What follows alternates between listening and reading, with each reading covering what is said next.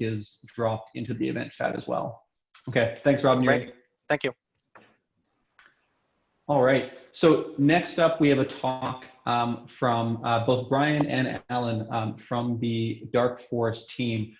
Dark Forest is, I mean, I'll let them explain it properly because I won't do it justice, but it is a real-time RTS built on Ethereum, inspired by the three-body problem series of books. If you recognize the name, The Dark Forest is the second book in that series. And they're going to talk about challenges and constraints in ZK gaming. So Brian, Allen, I'll let you take it over from here. And please welcome them to the stage. Thank you. Awesome. Thanks so much, Josh. Let's just get our screen share working first, and then we'll go ahead and do a quick intro. There we go. Cool. Are you guys able to see this? Okay, I think it's... Yeah. Awesome. Nice. Yeah, so first off, thanks for having us. Just by way of brief introduction, my name is Brian. I'm a sort of senior at MIT studying math, and I'm working on Dark Forest. And I'm Alan. I'm a sort of sophomore at Columbia studying CS, and I'm also working at Dark Forest. Cool, cool. So like Josh mentioned, Dark Forest is a real-time strategy game in a persistent universe built with ZK snarks on Ethereum. And like you mentioned, it's inspired by the Three-Body trilogy, written by Liu Cixin and translated by Ken Liu. So it's been a lot of fun to work on this project, and we're excited to share with you some of the challenges and constraints that we have found in building games on zero knowledge and on Ethereum, which is what we're going to be talking about today. Cool. So first off, for those of you who aren't familiar with Dark Forest, like we mentioned, it's a persistent strategy game built with ZK snarks on Ethereum. The sort of experience of the game is one where, you know, players are exploring space, they're conquering planets, they're looking to build their kind of like galactic space empire. Last month we ran our first semi-public playtest, Dark Forest v0.3, with about 300 beta players, and broke Ropsten, which was quite exciting. So I think at peak, the usage of the Dark Forest core contract, as far as gas usage goes, was exceeding the entire Ethereum mainnet combined. So we have some things to say about scalability at the end, and we're also obviously very excited for Vitalik's talk on scalability later this evening for this reason. So just to give a quick, almost like little demo of what Dark Forest actually looks like. Oh, 1 second, I think my, oops. How do I, uh-oh. Wait, just click play. Click play. No, I think, okay, here we go, yes. Cool, so this is a little just sort of demo video we just recorded on Dark Forest v0.4 gameplay. So Dark Forest v0.4 is the next version that we're actually releasing today. So the first round of whitelist keys is going to go out later this evening.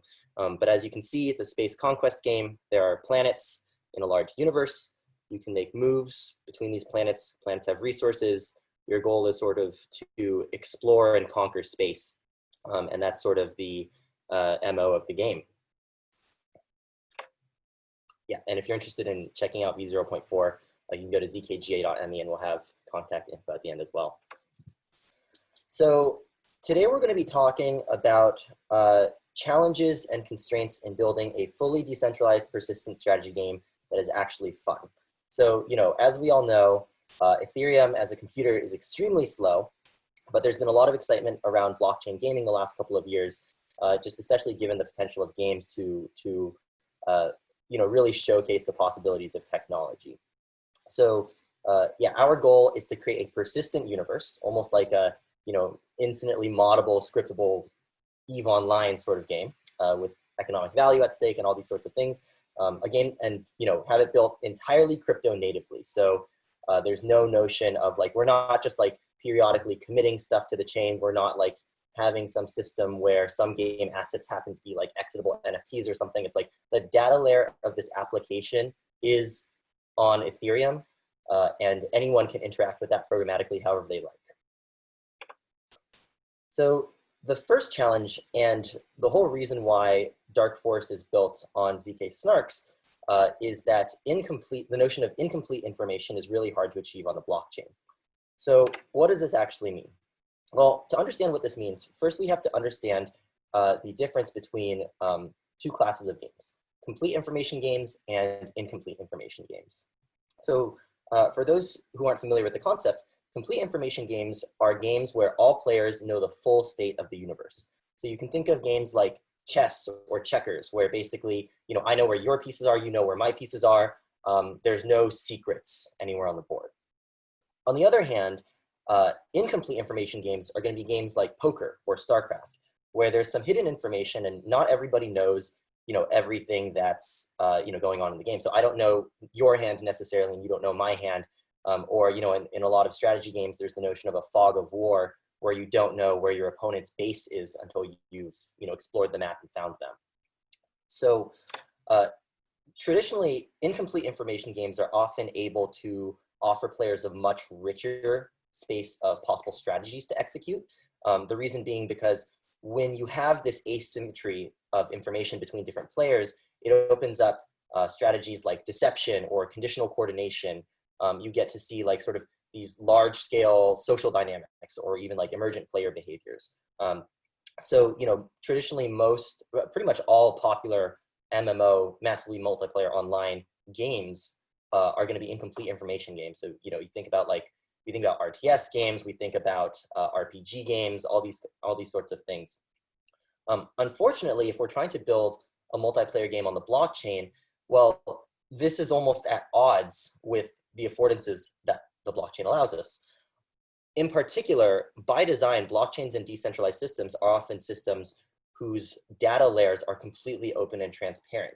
So, the EVM state is completely inspectable. Like everybody knows everybody else's balance. I can, look up your balance. You can see my balance. We can inspect the state of this contract. And so it means that the notion of keeping private state on a blockchain or a decentralized system is actually quite tricky.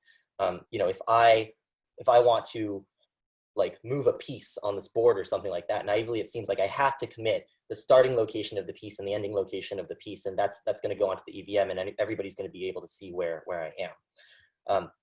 So, this means that the games that we've seen so far on blockchain are oftentimes, we've got games like CryptoKitties. So we've got these like trading card games where everybody knows, for example, who owns what kitty and what all the properties of each kitty are. But we don't necessarily yet have games with meaningful notions of incomplete information or private state. So how do we get information asymmetry on a blockchain? Well, it turns out that with some ZK snark technology that was made possible about 12 months ago, we're now able to keep hidden information in dApps and use this to create some class of incomplete information games. So how exactly does this work? Well, let's suppose that we've got some incomplete information game where players are keeping a notion of private state. So on the left-hand side of this diagram, we've got this player who has some secret state S1. Instead of committing their private state up to the network, which would make it public, what the player is going to do is they're going to commit a commitment to their private state. So for example, a hash of their private state up to the network. And they're also going to associate that with a proof, a zero knowledge proof, that hash does indeed correspond to a valid private state. So by submitting this zero knowledge proof on chain, what they're essentially saying is, here's a hash of my private state. If you inspect this proof, you can verify that this does not correspond to a private state where I've like given myself extra resources or cheated or anything like that. So what happens when a player wants to make a state transition? Well, if the player wants to transition from private state S1 to private state S2, what they're going to do is they're going to publish a commitment to their new private state, so this would be C2, along with a zero knowledge proof that there is indeed a valid state transition between the private state's underlying commitment C1 and commitment C2. So morally, this zero knowledge proof is saying something like, for example, in a chess-like game, you might say something like, I'm moving my knight from secret location A to secret location B. I'm not going to tell you where A and B are, but this zero knowledge proof does prove that the knight moved in an L shape. It was a valid move. So in this way, the player is able to keep, players are able to keep a meaningful notion of private state, but zero knowledge proofs keep them honest. And these proofs are going to keep them to, playing consistently by the rules of the game. So, just to clarify, like the information that players know, they know their own local private state. But information that any public person just inspecting the network knows, all they're going to be able to see is C1 and C2, and that S1 and S2 is entirely obfuscated. All right, so I'm going to talk a little bit about trying to actually build a game that's real time on Ethereum and the constraints we have there. So in particular, there's kind of two large problems. The first is that we can't really schedule any sort of cron job. We can't really schedule anything that happens in the future. So traditionally, if I'm going to play a multiplayer game on a centralized server, I can like queue some moves, and then maybe my client disconnects, and then these moves are queued on the server, which is going to like modify the game state afterwards. But if I make some moves in Dark Forest and then close and then close the client, then there's no way to actually ensure that these moves are going to be are scheduled to happen at some point in the future. And on top of this, every time I submit a move to the game, it takes a few seconds to confirm because of the Ethereum block times. So the first technique that we use to solve this is it's something that we call lazy updating. So in particular, we have some resources in the game which follow some sort of a growth curve. And suppose that, say I have like energy, and at some point in time, I have my energy at a certain value, and over time this grows. So for instance, at t = 0, as a player, I can move ships from planet A to planet B, and I can schedule them to arrive at time t = 10. And then at time t = 10, the number of ships that I have on that planet is going to change. However, at this point, I can't actually schedule a cron job for the state to change. So what I do is instead I queue the event, or I queue the arrival of this event occurring on the planet. Then at t = 15, after any other player makes a mutation on planet B, I can retroactively apply the event and I can kind of pop the stack and go through every event that's been queued. So the other solution that we have is that we basically try to design the game around longer timescales in order to circumvent the fact that it takes time for transactions to go through. So in particular, if we have if we have moves that take like on the order of 10 to 15 seconds, then block times to 3 to 15 seconds meaningfully impact its experience. But if our move times take from like 10 minutes, like 2 hours, then in this case, the 3 to 15 seconds basically doesn't make a difference. Now, we actually have a nice side effect from this, which is that we not only want to build something which is technically interesting, we also want to build a project that can really like target not only people who are really interested in crypto, but can target like general consumers. Basically, we want to be able to like build a game that's really accessible and fun as well. And games that have typically done a really good job of this are games like Pokemon Go or Candy Crush, in which you basically play for a little bit at a time, and then you check back in a few hours later.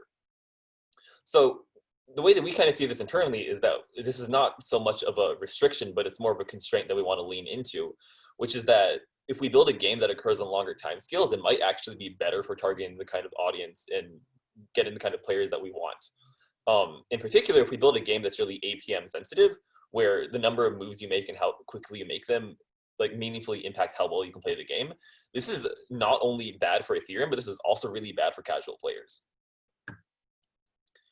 And our last solution for this problem is that we want to build meaningful client-side mechanics. So because we have a lot of private state that's all held off-chain, we can interact with the game in a way where we're only interacting with that private state.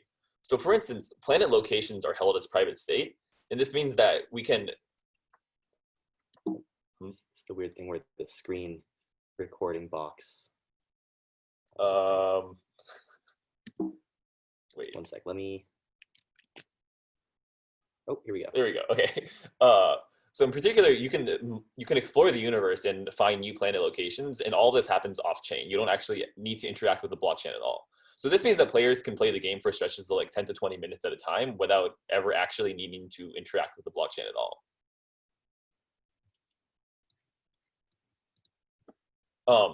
So the other challenge that we have is we want to build a rich and meaningful universe, but we have a constrained environment. It's not only constrained by time, but it's also constrained by compute and by storage.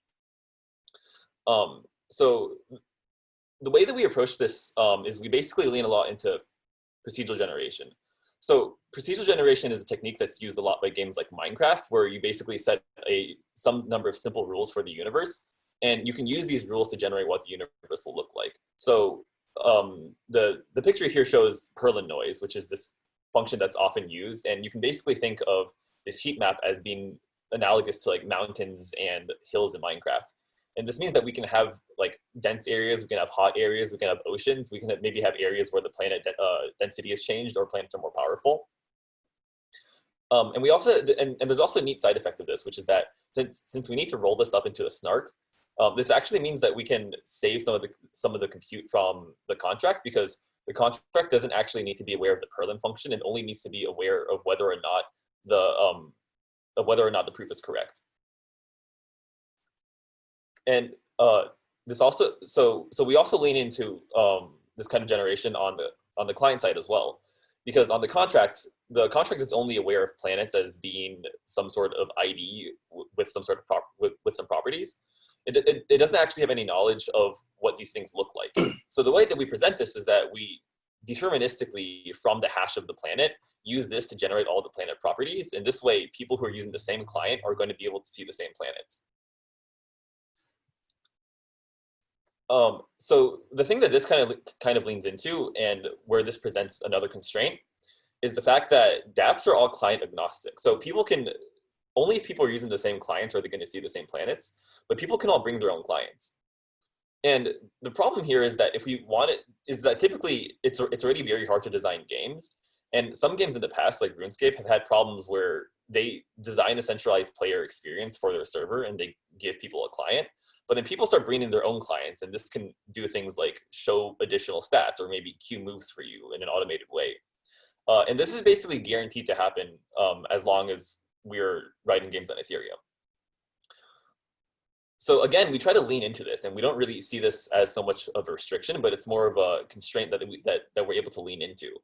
So it means that we want to lean into interop and modability. We want to lean into interop where other contracts can be making calls on the Dark Forest client. And the way that we do this is we build a really simple set of rules. We say something like we have a notion of distance and we have a notion of resources, but we don't actually say what these resources necessarily mean. And what this means is that someone could technically reskin the entire client. They could write ZK Fantasy, or they could write ZK Spaceman Spiff. And we could write a different version of the client where instead of sending forces between planets, we're sending gold between different like castles, and there's dragons and flying around and everything. But at the contract level, the contract is only aware that there's resources moving around. It's not necessarily aware of the cosmetics or of the specific, or of exactly how the game looks like to the user. Yeah, and to jump off this, this is not just something that necessarily exists on the cosmetic level, but can also exist on the level of mechanics as well. So, even with our last game that lasted about a week, we saw players, writing, like modding clients, writing extra features. What we're really looking into is this idea of being a very moddable, bottable, interoperable game from day one. So things like, just as an example of things that might happen with this, in a traditional game, if you as a game developer wanted to introduce a trade feature where players can sort of exchange resources, then what you might have to do is on your canonical client, you would write a trade button, and then you'd write, the trade server route and propagate that all the way to the data layer. Here, all we have to do as developers is we define essentially the physics of the game universe and implement that as smart contracts. Someone else can come in and they can say something like, well, I'm going to spin up an escrow smart contract that says, anybody who deposits 3 Ether into this contract, I'm automatically going to send them some amount of silver from my planet to theirs. And in this way, you can get these sort of coordination constructs that are happening on the at the contract level without any input from some centralized authority that's determining what the gameplay experience ought to be. On the client level, what we're trying to look into now as well is, with v0.4, we're introducing an interactive terminal as a first-class feature in the game, where basically anybody can write and share scripts that perform different automations. For example, sending forces programmatically between planets or anything like that. And what we're really looking to do, and what we're really excited about, is the prospect of a game that is, really built and designed by the community, and just leans into the creativity of the player base in order to really achieve its potential. Cool. So the final challenge that we're just going to briefly touch on is the challenge of scalability. As mentioned, our last playtest, which was a private beta with about 300 players, exceeded the total transaction volume of mainnet, and this, especially with current gas prices, this means that the game is currently unfeasible to be played on like Ethereum ETH1 L1. So, you know, what we're looking into here is we're looking at all sorts of different strategies for potential like layer 2 solutions. Like I know that Optimism, they just announced their testnet, and there's a lot of great progress going on with ZK Rollup as well, which we're super excited for. So rollup solutions in the long term.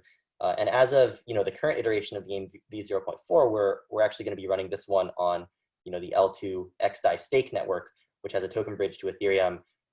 You know, is essentially just another EVM, swap out the RPC endpoint. And what this allows us to do is, you know, we can introduce the notion of economic value into assets in the game while keeping low gas costs. Security guarantees and centralization obviously aren't going to be as great, but as a staging environment, you know, this is a good way for us to be testing out what potentially the future might look like once there are these sort of off-chain L2 solutions for cheaper computation and storage. Cool. So I guess the last thing that we'll mention is that Dark Forest v0.4 starts today. We're sending out the first batch of invite keys tonight. And there's a number of interesting things for those of you who have seen v0.3 that we're introducing here. One thing is burner wallets. So, you know, players in the previous game who would make thousands of moves over the course of a week would have to click that pesky little MetaMask confirm button, like literally thousands of times. With burner wallets and sort of an in-page provider, we're able to hopefully clean that up for a lot of people. We're on the XDAI stake network now, so that allows us to test kind of small amounts of economic value while keeping gas costs low. So shout out to Igor and his team for helping a ton with that. We've introduced kind of a interactive terminal, so you can write little custom scripts and share automations and things like that. And a big thing for us has been getting the Perlin noise ZK snark working, and that's actually that is only possible because of the work of Jordy and his team at Ident3 on tools like Circom and Snark.js, and for continuing to make those more efficient. So something as heavy as Perlin noise would certainly not work without the existence of tooling such as that, and a number of other kind of fun little mechanical changes and quality of life upgrades. So if you're interested in following Dark Forest, the game, you can subscribe to our mailing list and blog at blog.zkga.me. We're also on Twitter at darkforest_eth. We love to shitpost about snarks. And we have a Telegram group for general discussion at zk_forest. And I think that's all for us. We'll take questions now. Great, thanks guys. Yeah, we'll see if there's any questions in the chat while we kind of wait for that to queue up. I've got one for you guys.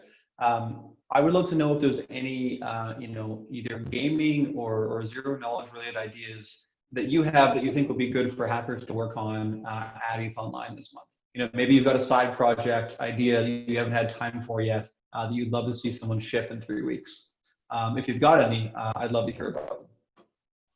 Ooh, yes. So I think that there's definitely a lot of, and we, sort of juggle this around in some like late evening conversations oftentimes as well. But, the potential for ZK in gaming we think is really huge. And a few things that we've sort of bounced around are things like, if someone put together like ZK Battleship or something, this is a hopefully fairly straightforward kind of thing to build, but it would be really great to just showcase the process of building that end to end, putting together a tutorial or something. Things like, there's constructions for like a ZK really like slow motion agar.io that could be done. And within Dark Forest itself, things like scripts or reskins or, interop contracts, like, you nest, smart contracts can own planets now in Dark Forest v0.4, and building almost a nested game inside of the game, which allows players to sort of dictate how like a planet resource is allocated or something like that could be very cool. And we're always really happy to chat about that with anybody who might be interested. I know some folks, the last game spun up things like custom miners or like other like hacked clients. Our stuff's all open source, so if folks are interested, we're happy to share. Cool. How fast are the keys going out for version 0.4? And this is a question from the chat. Are they going out quickly, or you're trickling them out? How does that work? Yeah, we're going to be trickling them out over the next couple of days. Usually in the first few days, we we start with a little bit of a slower onboarding just to make sure that there's no, we can fix any like critical issues that come up. But we're hoping to get keys out to a substantial subset of the wait list for this game, in the next half week to 1 week. Got it. Question from our team. What was the inspiration for combining these elements into this game? I mean, obviously it's named after the Dark Forest trilogy, but was that the inspiration, or was there something else and you kind of figured out the name afterwards? Yeah, I guess so. The original idea for Dark Forest came from I think we, it was back in summer of 2019, and I think that a lot of these ZK tools had for the first time just become viable. So in particular, Jordy had just published a few months ago what was called WebSnark at the time, which made it feasible to generate ZK proofs in browser. Around the same time, we happened to read the Three Body trilogy, and a couple days later, there's this idea of oh, wait a second, we could make a cryptographic Dark Forest. Dark Forest is the second book in the trilogy, and for those of you who are familiar, there's sort of this thought experiment around civilizations discovering each other in the universe and sort of the interesting dynamics of information asymmetry there. And it was just kind of oh yeah, you could do this with zero knowledge proofs. So that was a really fortunate coincidence that we happened to stumble on both of those around the same time. Yeah, and some of the stuff in terms of game mechanics and cosmetics are these aren't necessarily the only ways to do this, but given from where the ideas came from and given the constraints, they're either one of the only or one of the easiest or one of the most obvious ways to do these things. So in particular, procedurally generated planets, well, it's well, we have the notion of information asymmetry being important, and this is where we have this metaphor of space combat, because you don't want to reveal your location to other civilizations. And then we have the notion of well, we need to use we have to use some sort of random generation that's and this kind of just led to planets being the kind of main cosmetic thing. So a lot of it came from the set of constraints, and even for game mechanics, we're constrained to the set of game mechanics that are still good and non-degenerate in a world where there's going to be lots of bots. So a lot of the things just kind of fell into place as they are now, and we're still experimenting, but given the set of constraints, there's only so many ways to build the first version of Dark Forest. Got it. Okay, another question from the chat. Do the game mechanics in their current form favor those willing to spend tons of money? I assume that it does, and is that intentional? So they favor those willing to spend a lot of money only a little bit, in the sense that you're it's always strictly better to make more moves rather than make less moves. But this also depends on what our scoring function is, because in the current version of the game, we're gonna or in the last playtest, we distributed prizes based on just the top players, and therefore you had some consideration for well, if I want to maximize the chance to get the largest prize, then I want to be spending the most money. But in the future, these incentives aren't super clear, because ideally we want to build a version of this game where the planets themselves and the in-game assets actually have economic value. So in this case, the game you're playing internally is wait, is the amount of money I'm spending actually going to increase the economic value of my empire? And in this case, it's actually not so clear anymore whether or not it's beneficial to be spending all of these moves. In particular, this is a constraint that we're aware of, and there's always going to be whales who spend a lot of money, and there's always going to be people who write bots. So this is why we kind of take this physics-based approach, and why from the very beginning of the design, we're trying our best to make our system robust to this. So for instance, we have a sort of exponential scaling in planet rarities and also in planet strength. And this means that once you have a level 4 planet, you basically shouldn't care at all about level 2 or level 1 planets anymore, because they're just so much weaker that it just doesn't add anything to your empire. So this is a consideration, and hopefully this is not going to be a problem. It might be a problem right now, but we're hoping, I mean, part of this is playtesting as well, but we're hoping that we'll be able to build something which is robust to this in the future. Okay, and if you guys have time, I actually have a couple more questions too, so I'm just going to keep going. So another question, besides games, what are other use cases for zero knowledge tech that you're most excited about? So for example, ENY has this system that uses zero knowledge tech for an enterprise context. are there other applications there that you think are particularly interesting or promising? Yeah, I mean, I think like, one of the things that we feel most like clearly as a pain point is all the scalability stuff. So once, ZK rollups become more accessible and production ready, like we want to be hopping on that train as soon as that stuff is feasible. So ZK tech for scalability is huge. I think like privacy obviously is a massive one as well. I mean, I guess it's a little bit of a basic answer since scalability and privacy are sort of the go-tos, but yeah, scalability, privacy, and gaming are where we sort of think about for the immediate uses of ZK. There's one answer which is not so much directly answering this question, but might be interesting just in the vein of like other things that's cool about this. And I guess this is also not even like a native blockchain thing either. But one thing that, native to ZK, the blockchain in general. But like one thing that's interesting is like because we have access to interop. One thing you could do, and Brian mentioned this, is you could have like infinite worlds within each planet. So the thing we think about here is like, well, you can provide like an interface, and this is some sort of like metaverse where you can have like each planet is like proxied by some sort of other contract. And the reason why this is interesting outside of the scope of just gaming is because like this would be kind of a prototype for what like a real world, in the sense that like people care about things that are meaningful and are like connected by space. So you could have so the really bad example is you could have like a virtual meeting space on some planet. And because we have because information is a first class resource, and because like locality is enforced by the contract and it takes time to move to places, well then this is like a meaningful proto version of like a metaverse. And maybe Dark Forest is not the one who actually builds this, but maybe it's the one that proves out this concept. Cool. Okay. And one more question. So we had someone ask, how did you guys first get interested in Ethereum? What was the path? I mean, if it's a long story, we can get the short version, but what was the path that led you to working on this? For sure. Yeah. So this is actually really interesting to me because I have done some work with the EF on thinking about how to get more like university students interested in Ethereum. But like for me personally, a mentor of mine was, he joined the Ethereum Foundation in 2017, 2018. We interacted through some other like tech and math related things. And, he was sort of like, you got to check this Ethereum thing out. It's awesome. Like, people are doing some amazing stuff. So I started going to a few conferences and workshops. And eventually it got to the point where I was like, oh, wait, like, there's a meaningful thing that I'd actually be really interested in building.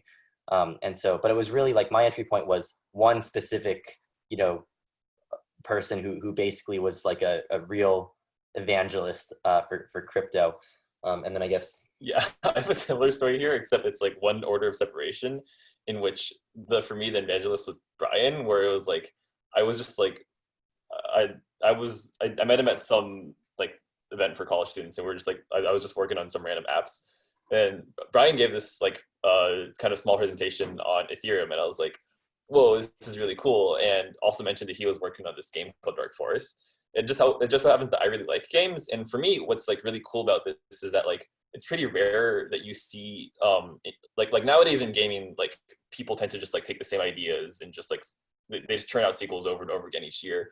It's pretty rare that you see a technology which like forces first principles and new kinds of thinking. So what I really like about Ethereum here is that like because of the constraints actually force you to design games in new ways. In particular, I've always liked the idea of like infinite like worlds, but there's always been a problem in games like Minecraft and No Man's Sky where the worlds don't really have any meaning. You have these like vast infinite worlds, but in practice, they're all the same. In practice, like someone could have given you a bucket of like 100 worlds and you wouldn't really care.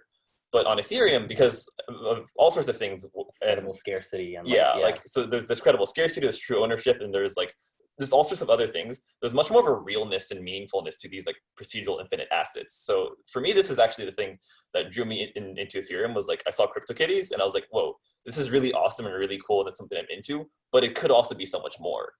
And that's kind of the angle that I come in from this. Yeah. And then we have two other teammates actually who are not here today, but Scott and Robert, they're also college students. We all met at the same event, like a hacker house sort of thing called Hack Lodge. And I believe that, Scott was actually into Ethereum before any of us. And the way that he made his way into crypto was by buying some like Dogecoin like many years ago, and then realizing like, oh wait, what's going on with this? And Robert, similar to Alan, you know. So yeah, I mean, we think a lot about like, what can we do to bring in more students in university into the Ethereum ecosystem?